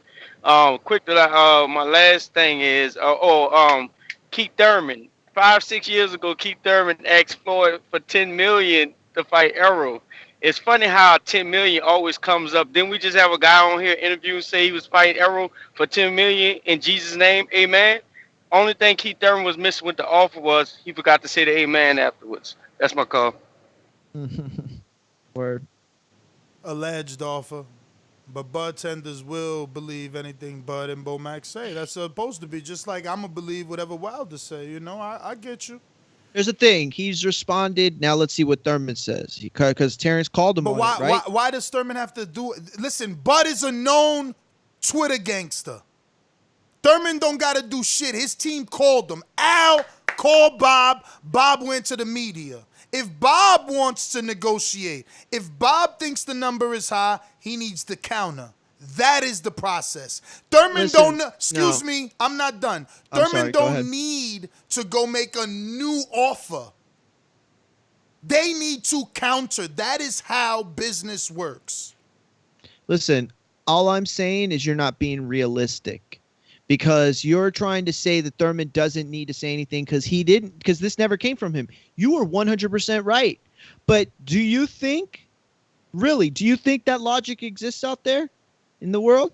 I think you haven't been on Twitter enough over the last couple of years to see that rationality is just sucked away from that place completely. So does Thurman have to respond? No, not in reality. But in today's world, he's going to be held to those words, just like Wilder has been unfairly held to some of the things that he said. Now that came out like, oh, that was an excuse for him losing like this. Oh, the suit, blah, blah, blah. Like some of the stuff he didn't even really say. It was like people in his team. And so it's like one of those things where I don't know. I just think that you're not looking at the reality of it. I'm not saying Thurman has to respond or will respond, but at the end of the day, he is going to be held accountable. Unfair or not, but he's still going to be held accountable. This is why you and I are like always heading against each other, because you really everybody else says that. I agree with you every day. I always take it like you just pander to to whatever like group of people is gonna defend you for the day of the show, and it's like, I don't bro. see how you saying that, because ain't nobody. Like, we weren't even talking that. We're talking Fury Wilder. Exactly, and the topic changed, and here you are. And I defended Wilder today when everybody thinks that I hate him. Cool. All I'm saying is, bro, it's unrealistic. If I already took it out of social media by contacting your promoter, come on, bro. Now I got to go back on social media and defend myself? Like, no, counter, man. But anyway, I'm ending it. We done. There's no more counter punches, right? You guys are crazy. Well, we gotta get to the next show. With this crazy logic, that's why we'll never get a good fight out that side of the listen, team. Okay, well, never. I hope that your energy changes in the next 15, 20 minutes, because we got a show that is going to bring it up again. So Jarrett Lloyd. I hope you're ready. Jarrett Lloyd, Crawford will always be hot garbage burning in the metropolitan alleyway. I just watched that Thurman interview, and Bud is looking real bad right now. See, and look at that. You want to say like I panned? Listen, I laugh at Jarrett Lloyd's messages all the time. I think they're hilarious. I love them. At the end of the day, I also know that Terrence Crawford beats every welterweight in the world. Maybe not Pacquiao, but he beats every other welterweight in the world. I know that. It's a Mario fact. I hear you, champ. Well, we got last minute Elijah. Yo, Nez, you good? Morning, champ, or afternoon for you. So yeah, I just want to say something, yeah? Mm-hmm. Another Wilder story? You're part of the reason why Wilder got battered. You lie for him continuously. You're weak. You make up things for other people, but when Wilder does the same thing, you brush it aside. You just now said when someone makes an offer, you counter. Wilder didn't make any offers apart from a 24-hour, 50 million deadline offer. You need to grow up and man up and stick to your word. Stop pandering to Wilder. Wilder does nothing for you. All he does is come in your gym and chat rubbish on the camera. Fix up and stop. How do you know it's rubbish? You're a grown man. How do you know it's rubbish? Did you watch it? See, you're interrupting me again. Let me finish, then you can talk. Stop interrupting this. Oh. You don't like when people interrupt you. Stick to your own word for once. Be a man and stand for something. Just like Wilder says. I'm done. You're done.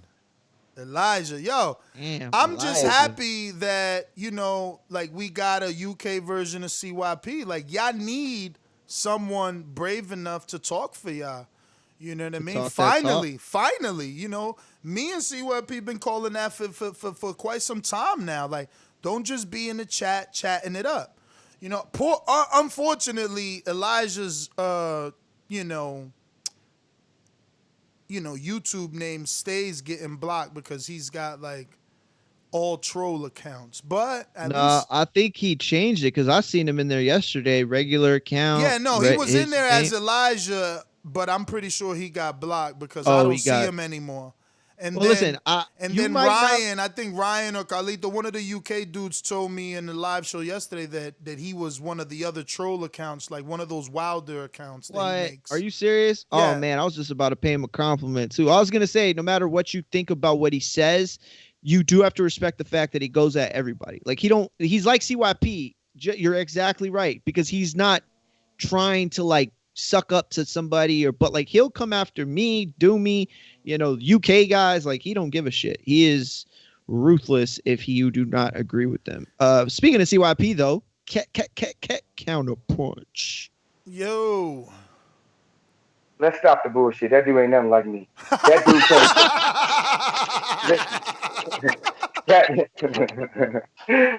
that dude That dude cannot accept facts. I can accept facts.